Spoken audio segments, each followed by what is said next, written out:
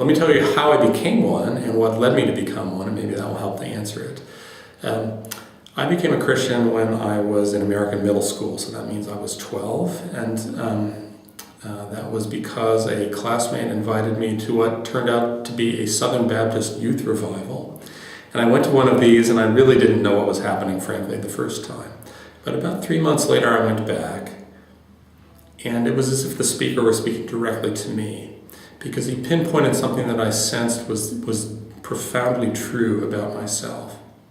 I had a sense that God existed, but what I hadn't realized before was that I had a profound need that I could not meet on my own, and that was that in order to develop a relationship with this God who I perceived existed, I needed to overcome a fundamental problem that was beyond me, and that was what the Bible calls sin, that I needed to have a solution to that problem that was keeping me from relating to God.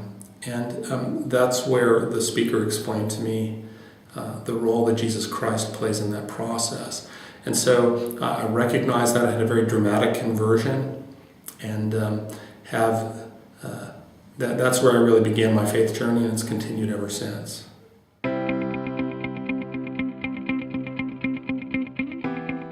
Why am I still a Christian? Well, I have to say those fundamental realizations that I made when I was 12 have carried over to this day. I've never really wavered from those. The fundamental message of the good news about Jesus has been something that I've never really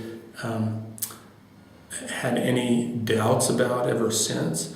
In fact, to the contrary, as I've gotten older, I've learned more, I've had more life experience, I've come to see in more profound ways that simple message that I accepted when I was 12 is still true. And as a scientist, what I've come to see is that my Christian faith fits in to the kind of work I do on a day-to-day basis as a scientist in exciting ways.